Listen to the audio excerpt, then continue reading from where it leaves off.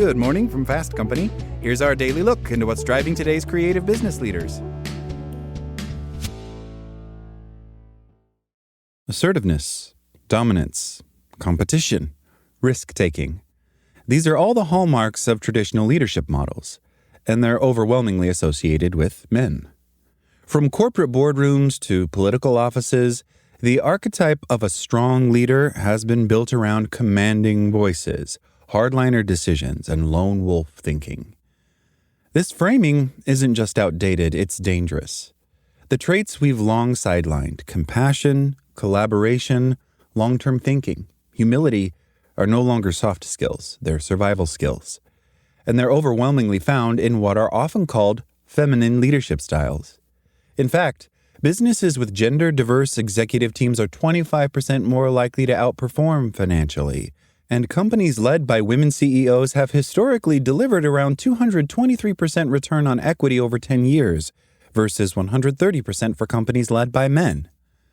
Alternatively, Gallup research indicates that employee performance can drop by up to 30% under authoritarian or top-down management. It's clear that aggressive leadership styles are not working and that inclusive, emotionally intelligent leadership must be embraced by organizations that want to achieve greater success and longevity. But there are other leadership styles that are redefining what effective leadership looks like. Collaborative leadership, power with, not power over.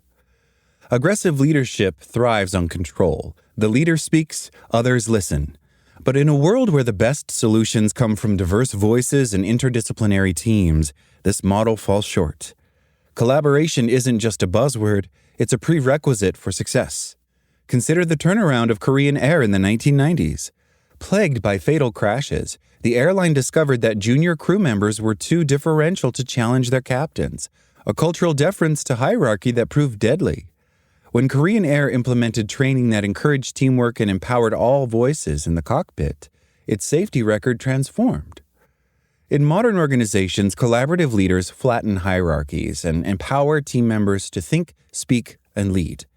They listen more than they talk and make decisions informed by a wide range of perspectives. They know that authority doesn't mean having all the answers. It means creating the conditions for the best answers to emerge. Purpose-driven leadership. Inspire, don't intimidate.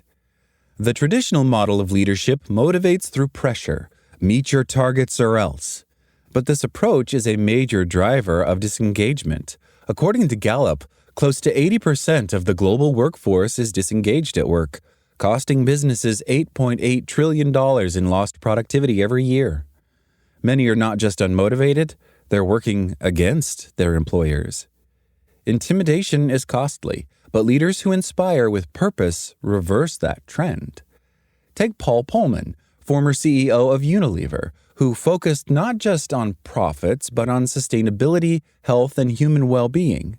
Paul expanded the circles of connection and well-being. He ended quarterly earnings reports, an industry norm that drives short-termism, and embedded social and environmental goals into the company's core strategy. The results? Unilever outperformed competitors and built one of the most admired brands in the world. Purpose-driven leaders don't lead with fear. They lead with vision. They make people care not just about what they do, but why they do it. In a generation of workers increasingly driven by values, this is your competitive edge. Emotionally intelligent leadership.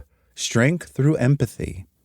For decades, leaders were taught to leave emotion at the door, or at best, at home. But the truth is, emotional intelligence is one of the most powerful tools a leader can have. The ability to recognize, understand, and manage emotions, both your own and others, is essential for building trust, diffusing tension, and guiding teams through uncertainty. Nelson Mandela is perhaps the most powerful example of this.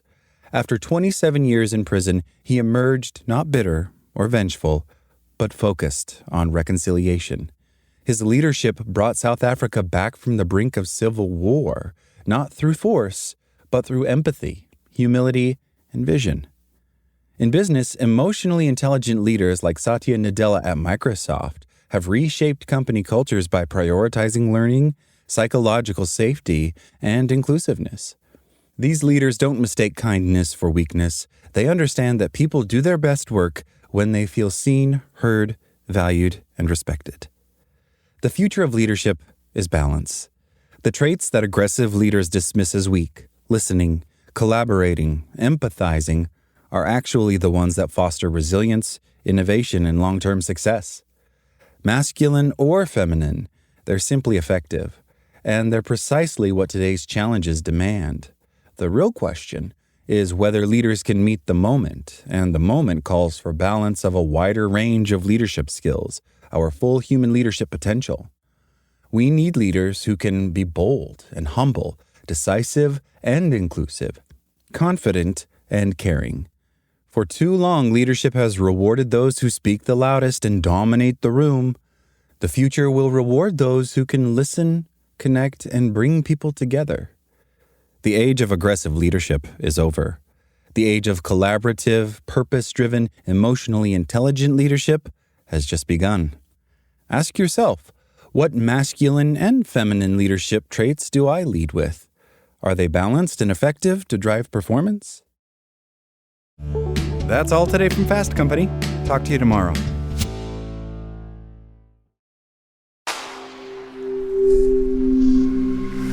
Spoken Layer.